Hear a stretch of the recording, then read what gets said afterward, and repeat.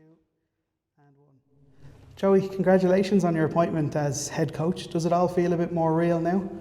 Here, listen, it's been a mad couple of weeks, but look, as I said, it's obviously found out about a couple of days before the match, but it was just great to get to the stadium last night, play the match. I suppose where everyone is comfortable, you know, the players, myself, is out on the pitch, stuff like that, and yeah, all this sort of talk and stuff and all that's it's not really natural, but it's yeah, I know it's part of the process. But look, it's great to have the job, and it's a great opportunity for myself, and great to try to continue on the great work that's been in place over the last few years. Yeah, you've been part of a massively successful coaching staff at the club. How has that shaped the way you now want to lead this group? No, definitely, it's a huge part. I think the learnings that I've gathered over the last 3.5 years as well as a coach, learning off the manager and stuff like that, and I know it's, yeah, you learn so much, you know, day to day, obviously training and stuff like that. But I mean, from a point of view of knowing the players, I obviously have a relationship in place with the players. I think that's why it's been sort of our performances and stuff like that. So there hasn't been too many things that changed tactically, and I think that's why it's sort of, yeah, it's been feeling natural really to the whole group. From your own personal progression, was management something you always felt you'd go into after playing? Yeah, no, I would have probably thought I would have, but if I'm being honest, I probably didn't think I was going to be here, especially after. Just because when I signed, I stopped playing. Obviously, it was a huge factor of going to work with the manager, obviously, and that was a massive part in that. So I just felt that the opportunity to come in and work with him was there, and I probably thought whatever way it ended, it would have ended for me as well. But listen, things in football, especially, don't work out. Sorry, the way you think, and that was definitely the case with this, you know. But the opportunity arose then, and obviously, listen, I was grateful that the club wanted me to take the job and put their trust in me to lead the club forward.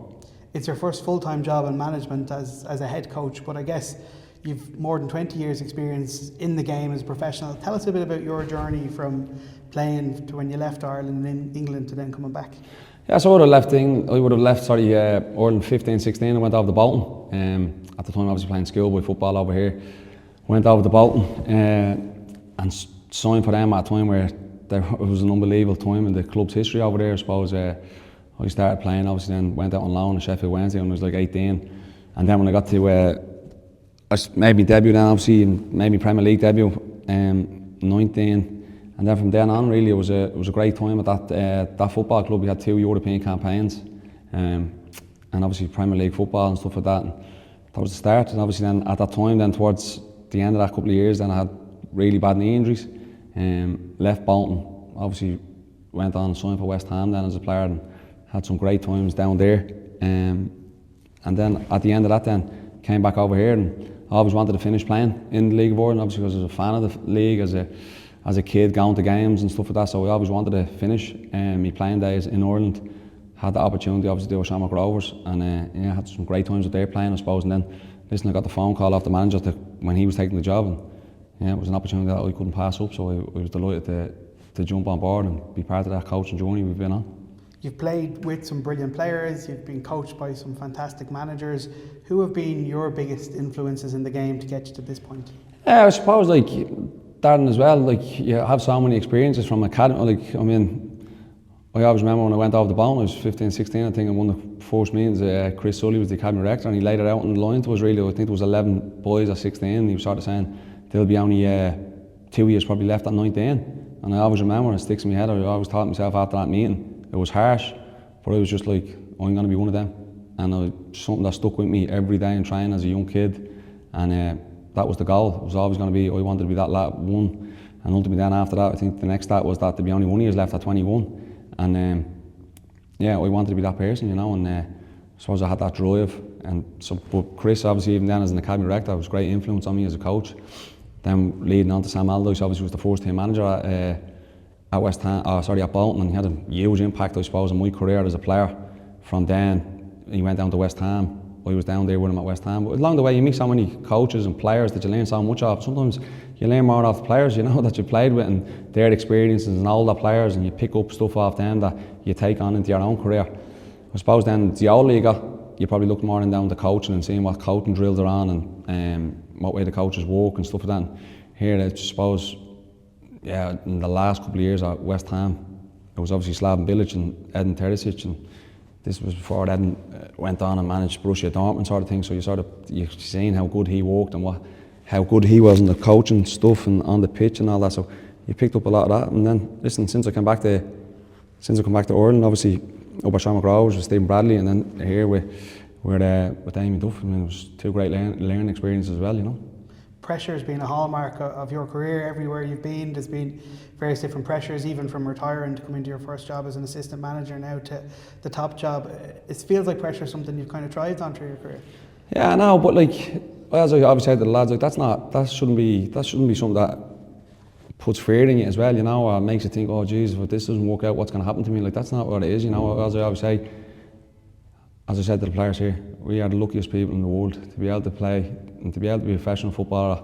Look, I was lucky enough to be able to get to a high level at doing that, but you realise how lucky you are and how blessed you are, you know, and you don't want that opportunity to go. And that's what I've always lived by, I suppose, as a player. Now as a coach, it's the same. It's like, but that's an enjoyment, you know, and ultimately it's about enjoying it and about enjoying that journey. And you don't be lucky if you don't feel you don't get enjoyment out of it, you know. And I think that's a big part of me as a player. I enjoyed every moment of it up until the end. And I suppose I had that because I had so many learning experiences as a young player. I missed so much time with knee injuries. Like I went, you know, and look back at my career, I probably missed 4 years with knee injuries at the time. And I suppose off the back of that, when I came back, I knew I was going to enjoy every moment. And you know, good and bad, wins and losses, it's about enjoying the process and enjoying the journey that you have as a professional footballer. And I suppose I've taken that into coaching.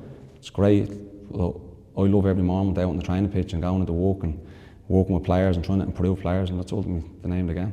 When you look around you in your staff room, you know, everyone in that room has won a league medal last year. Talk to us about the staff. It seems like a really close-knit group. Yeah, no, definitely, yeah. It's put together, and you obviously I knew Davey, obviously played with Davey and Luke, obviously up our hours and all that, so I had relations with them, and obviously then Mauro came in, the manager put it together obviously with Mauro, and Paul Skinner obviously again, I would have known him previously and stuff like that, and yeah, that's what it is. And ultimately had a great time working with these people, and I think again you enjoy going into work every day. They're the people you're closest with, and yeah, we have a great bond, and ultimately yeah, that's continued on. The lads are all going to be here with me by my side, you know. It probably didn't come around in a way anyone in the world expected, but did it take you long to consider this job? Was this an easy decision for you? Yeah, in the end, then it was just obviously, as you said, it was something that no one expected really, and I was straight into the matches, I suppose, of playing Waterford and Galway, so it was such a quick turnaround from the whole thing. It was really a shock. So I suppose really only after Galway I probably had time to really just reflect a bit on what had happened in the situation, what I was in. Obviously this opportunity then, whether I wanted to go all in with it and stuff like that. And listen, I suppose then when you have that time and you take a chance to be given the opportunity at a football club like Shells to be a manager as your first job, I mean, it'd be madness to turn it down, so I was never going to say no.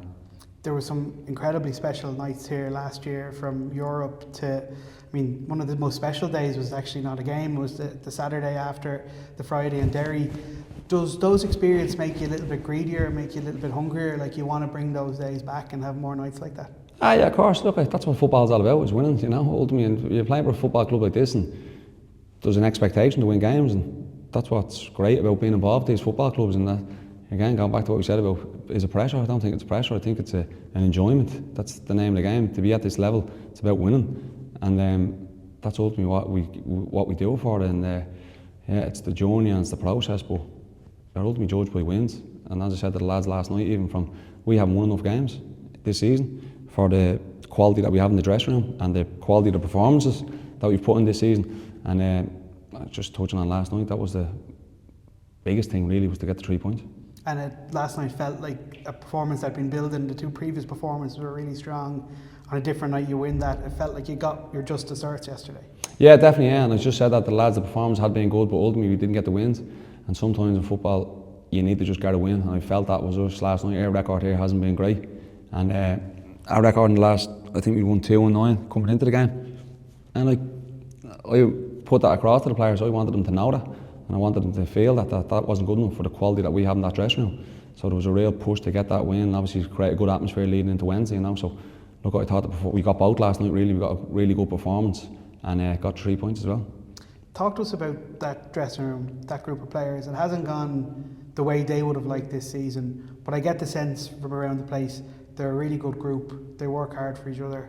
What's your experiences of that? Yeah, of course, 100%. And as I said to them last night, one of the reasons I took the job was that as well, you know. They're quality players and great lads, you know, and that's ultimately it. And I think sometimes, as you said, I think where we are in the league and probably our performances at times, and certain results, and you look back, you look from the outside and you think, geez, they're miles off. I don't think we have been. I think a lot of games we've dominated, but we've conceded really poor goals and missed a hell of a lot of chances to kill teams off and get the wins that we deserved, really. But look, that's in the past now, and it's about looking forward.